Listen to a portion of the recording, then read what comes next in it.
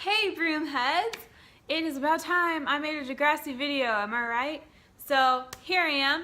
First things first, this beautiful custom-made broomheadz swag was gifted to me by Cemetery Sky, one of my bestest friends, in honor of my broomheadz blog, which has been going for 3 years. Can you believe it? So today I'm gonna try to do a review, an episode review. I'm gonna have it playing in the background silently because I know it all by heart anyway, and then I'm just gonna like talk about what's happening and talk about what I think. We're of course gonna start with the first episode of Degrassi Junior High, Kiss Me Steph. We're just gonna give this a try, see how it works out. Okay, so I watched Degrassi Next Generation first. I didn't watch Junior High until I was an adult, and I remember seeing this first episode. Stephanie's walking up to the school and Arthur's like, "Stephanie, talk to me," and she's like, "No, I hate you."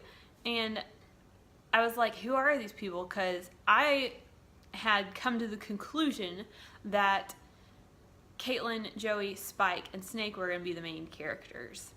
And then here are these people I've never heard of before, which seems strange to me. I was willing to give these people a chance. I just kind of thought they were minor characters or whatever. So Stephanie like is chewing out Arthur saying, "Don't talk to me. My name is Kay, not Kobolowski. You're a grade 7, you suck." And at this point I was kind of thinking like, this seems like kind of a juvenile show, as if the Next Generation's first season wasn't, but you know, I was still open. Everything looked really drab and dark and blurry. I was like, okay. I really loved the theme song. I think I loved it from the beginning. The theme song is fantastic. The Next Generation's theme song is terrible.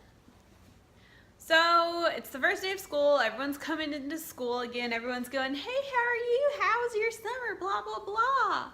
Obviously we're following Stephanie around, and then Stephanie goes into the bathroom and meets up with her friend Vula, and they're like hugging each other, and I'm like, why are they even friends? They look like they would not be running the same crowds whatsoever. Stephanie seems like cool and Vula seems dorky, but the 80s glasses kind of make anyone look dorky. No offense, sorry, I like them, but you know. So the two are catching up and Stephanie starts taking off all her clothes. And Vula's like, "What are you doing, girl?" And Stephanie says, "It's 8th grade. We're supposed to be more mature, right? So I'm gonna start dressing more mature." And I was like, instantly thought of Manny. Like, well, we just jumped right in. You know, Manny, it took like 3 seasons to get to that point, but with Junior High, like first episode, someone already started dressing skanky. No hate, I love Stephanie's style and Manny's style. And then we switch over to Arthur wandering the halls in a shirt whose collar is a little too stretched out, and it's got 2 pins hooked on the collar there. Oh, and he's got a pin behind his ear just in case. So Arthur's like, "I need help." And Joey's like, "I got you. Come on, Joey P. Jeremiah." I hate Joey. That's going to be a whole video. I promise it's going to be. Already I know Joey's up to no good. But it was refreshing to see a character that I recognized from the Next Generation. So then we were back in the bathroom and Stephanie is, she makes her shirt very small. It's like a bra. And she's teasing her hair. An announcement comes on and the president's talking about everyone should vote for class president, and Stephanie's like, "I think I'm gonna run for president." She looks at herself in the mirror. She is like showing a lot of skin. No judgment. And Vula's like, I don't know. Alright, and now we're back to Arthur and Joey, and Joey's being a total douche. And he's like slapping hands with everyone in the hall like he's the most popular boy in school. So Joey's pretending to be all friendly towards Arthur, but it's pretty obvious he's about to screw with him. Then he locks Arthur in a broom closet. That boy, that's all y'all's favorite character. Do you realize that? And then Stephanie walks by and Joey's like, "Oh!" Actually, everyone's like. Meanwhile, Arthur's still locked in the broom closet. And Stephanie, she walks into class and Nancy's like, oh! Joey has popped his collar and then goes up to hit on Stephanie. He's such a pervert. They do capture the perversion of puberty very well in Degrassi Junior High, that's for sure. And in walks Mr. Raditch, another guy I recognized. Woo! I forgot how I had known at this point that Mr. Raditch was actually from the 80s show as well. I don't remember how I knew that. But Mr. Raditch gives his intro spiel. He never really seemed like a very fun teacher, you know? I really liked how on this show everything looks realistic. Like, my school wasn't cute. Was your school cute? Degrassi Junior High is not cute, but it's real. Okay, and now we're back in the hallway where Arthur is locked in the broom closet. Yik walks by and hears someone crying for help and opens the door, and they have this terribly acted conversation. Oh, I'm sure we can find the class together. And so they start walking around together. And Yik's shirt is so big on him. Why? Why is it so big? And why does it have a 70s collar? Now we're in Miss Avery's class, and she is a vision of loveliness. Sorry about my cats. She's a vision of loveliness in that pink suit with her butt-length hair. And Arthur and Yik popping in late. I used to like Miss Avery so much until I saw her be mean a couple times, and now I'm like a little bit scared. Now we're back in Mr. Raditch's class. He's the grade 8, and then Miss Avery is the grade 7 class. And Stephanie starts whispering to Vula, like, I don't know how to run for president, but I really want to. And Vula's like, I can be your assistant. And Stephanie's like, really? And Mr. Raditch is like, shut up.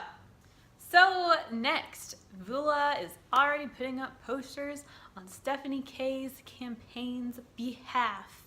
The posters are everywhere. I guess it's the next day because Stephanie is wearing a brand new outfit. But Arthur's wearing the same outfit, so I'm confused. Whatever. Okay, anyway. Then we switch over to the library where Stephanie is practicing a speech that Vula wrote for her. Okay, my thing with Vula is I think she's beautiful, and I think her actress was actually pretty good, but I just hate the character of Vula. I think I would have liked her if she had like behaved a little differently. But anyway, as Stephanie's practicing her speech, Joey is whistling at her and doing that eyebrow thing that I hate. I hate that. I hate that. And, you know, she doesn't like Joey like that, but she's just digging the attention. The same way that Manny was digging the attention from JT when she started dressing a little more mature. Okay, the next scene is Stephanie teasing her hair while Vula is putting up posters. I guess that's pretty symbolic. And the next scene is Yik trapped in a broom closet. And Arthur lets him out. One of my favorite blogs is Degrassi Junior High Reviewed, and he like hates on Arthur and Yik so much, but it's hilarious. The next scene is the grand presidential speeches on the front steps of Degrassi Junior High. I don't know why there aren't any teachers. So Steph is up there reciting her beautiful speech, dressed to the T. Some girls be clapping, some girls be scowling. Then Snake gets up in his, I think that's an Iron Maiden shirt, and his electric guitar, and starts playing a song about how you should vote for him. But nobody's paying attention, no, because they're all checking out Stephanie K and her sexy outfit. Oh, and then Joey starts kissing up her arm, and that's another thing that makes my skin crawl, because like, this boy did it to me in 2nd grade, and I thought it was disgusting. So then Will says, Steph, I'll vote for you if you let me kiss you. And she's like, okay. And he comes up and gives her a kiss, and then he looks down her shirt and he's like, oh, and starts high-fiving all the boys, which is actually quite terrible. And then all the boys come up to kiss her. They start like swarming, squeezing her and kissing her, like grabbing her by the shoulders and kissing her on the cheek. Although I don't know why they all did it on the cheek. Like, Nobody tried to slip it a mouth kiss. I guess she's lucky. And that's why there are no teachers there, because they couldn't have done that if there were teachers there. The next scene, Yick and Arthur have decided they're going to avoid Joey at all costs, so they have these giant antique walkie-talkies, and they are going to correspond all around school to make sure they avoid Joey. They're using terms like sector, and they're using nicknames and stuff, and everyone's staring at them like, what are you doing? And I don't know why the school is like pitch black, but it is. But I guess it usually is, and I know that because I've had to screen cap so many moments in that pitch black school. One of the first times we really get to see the twins is when they were laughing at Yick for talking on his little radio, and I just love the twins so much. I might have to make more of these videos just so I can talk about how much I love the twins. I've adjusted my camera here for a little more ease in inserting pictures, so I've come to that awesome conclusion halfway through the video, but bear with me. Alright, we are now at an unofficial rally outside the girls' bathroom because they are all waiting for Stephanie K to come out, particularly the boys who are hoping to get another kiss. Meanwhile, Vula is starting to question Stephanie's ethics in this whole situation, and Stephanie tries to explain to her, like, you just gotta give the people what they want, yo, it's politics. And Vula's like, yeah, but the girls don't like it. And Stephanie's like, I don't need the girls. And Vula is starting to get all judgy. She literally just does this. It would have been so interesting if Vula had stayed on the show through high school. What would she have turned out to be like? She would have been like one of the babes of Degrassi too, I bet. Joey is wearing this annoying shirt that says 100% muscle. So Stephanie and Vula come out of the bathroom and Joey's all like, ladies and gentlemen, our future Ms. President. And everyone's cheering. The boys are all like staring at her and smiling and going, woo. Puberty is terrible. And all the girls are like, ugh. Oh, and this is where things start to get a little bit too much. The boys be like, I want to see Steph in a bikini. And then they be like, I want to see Steph without a bikini. And then Stephanie kind of gets like, and it just keeps escalating. And all the boys are like cheering and going at her. And the girls are like, y'all. Okay, so Stephanie shuts it all down and decides she's going to give her thank yous. And she's like, I'm going to say thank you to someone who's been there for me this whole time and helped me through everything. I'd like to thank Joey Jeremiah. And all the boys are like, woo!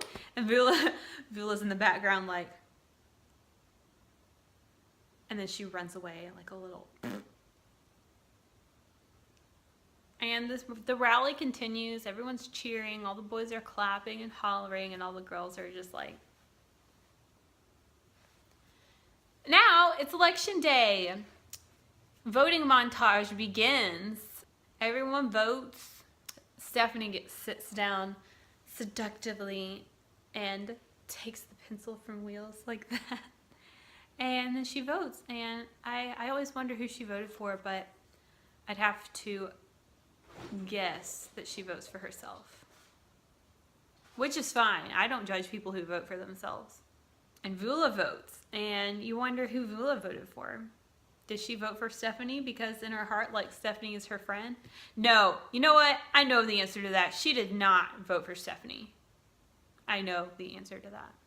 And now we're in class. The votes have been counted. The announcements are on the intercom. And they reveal the new school president is Stephanie K. She gives Joey so many high fives, her tube top almost falls off. And Vula's like, okay, class has been let out. Vula tries to hurry out before Stephanie can catch her. Stephanie tries to come after her, but then Susie Rivera pops up. One of the worst actresses on the show. Susie Rivera pops up and she's like, I'm Susie Rivera. I'm your vice president. Are you excited about the meeting tonight? Anyway, so Susie kind of reminds me of how when Ashley was running for school president and Liberty pops up and she's like, blah. That's what Susie be like. So, y'all, stop it. Okay. So So basically, Susie's purpose here is to inform Stephanie of all the work that this is actually going to involve. And she's like, the school secretary wants to see you. I'll talk to you later. And Stephanie's like, okay. And she goes up to talk to Doris, the school secretary. And Doris informs her that she has to whip up a speech like real quick for the PTA meeting. That's what it's called. And Stephanie's a bit shook because she thought that this was just like about being the coolest girl in school. She didn't realize it would be about hard work. All right, the next scene is Joey and Hank, my man, are carrying Arthur and putting him in a locker. And Arthur is not even trying to fight them. Get away! And they're trying to cram him in there, you know, and get the door shut. And Stephanie comes up. Go! Stephanie comes up and she's like, stop doing that. Don't put him in there. And then Joey's like, do you know this GURP? GURP, I think that's what he says. And Stephanie's like, yeah, no, maybe, no. So she engages Joey in conversation and gives Arthur a little chance to sneak out. Stephanie tells Joey she has to make a speech. Now that Vula has abandoned her, Stephanie needs someone to help her with the hard work part. Joey's like, yeah, it's so easy to make a speech. And he says a bunch of stupid crap and Stephanie's like, thanks, and turns around and walks away. And she's starting to realize that she's in this alone. But then in the stairwell, the pitch black stairwell, there's Vula. Stephanie tries to get Vula to stop and talk to her, and Vula keeps on walking. Stephanie's like, dude, what is wrong with you? And Vula's like, I thought you were my friend and you think Joey instead. And Stephanie's like, who cares? But Vula is not letting this go. So Vula takes off her friendship bracelets that Stephanie gave her at the beginning and throws them on the ground. That's pretty crappy, I think. They could have just talked this through. But I don't want to be your friend anymore. You're just a baby, a selfish baby. You're on your own, Ms. President. And then Vula leaves Stephanie in the stairwell alone in her kitten heels to think about what she's done. And as her usual routine is now, Stephanie goes to the girls' washroom. Trying to speak Canadian here. She goes to the girls' washroom and puts her normal clothes back on. Starts to untease her hair and wipe off her makeup. And even though she's all alone and has no real support at this point, she tells herself in the mirror, I'm going to be the best school president this school has ever had. But then her fingers slightly touch those friendship bracelets. Alright, pretty much everyone has left school now. We're outside the front of the school and Stephanie kind of wanders out at a slow pace. It turns out Arthur's hiding behind a tree waiting for her. He assures her the coast is clear so they can talk. Anyway, he wanted to say thank you to Stephanie for helping him escape. And she's like, yeah, cool, whatever. And she keeps walking. And they just chit-chat a little bit. He talks about like how school's going. And Stephanie says she has to write a speech and she's kind of shook. And Arthur's like, girl, I can help you write a speech. And then he takes way too long to say that he's good at writing speeches. And at first Stephanie is like, no, kid, I don't need your help. And then Arthur's like, suit yourself. Starts walking down the sidewalk. And then Stephanie goes, wait, Arthur, I need you. That's the end. That is the end of Degrassi Junior High Episode 1. In conclusion, I do want to say that Degrassi Junior High is my favorite part of the Degrassi universe. That is my favorite series. But when I first watched this episode, it was probably like 2012 that I first saw it. I wasn't really feeling it. I thought it was kind of boring. I thought it was pretty slow paced and there wasn't a lot of like action. I just kept watching Degrassi Junior High. I quickly became obsessed. And now looking back and watching the first episode, I like it more. I don't know why. But yeah, I would always tell people like, you should watch Degrassi Junior High, but you just gotta make it through the first few episodes before you start to get a feel for it. Okay, I hope this went good. I really want to do more because I thought it was pretty fun. Anyway, let me know if any of you broomheads out there enjoyed this commentary / review type of thing. And depending on how this turns out upon editing, I may continue this. Okay, I'll see you broomheads next time. Bye!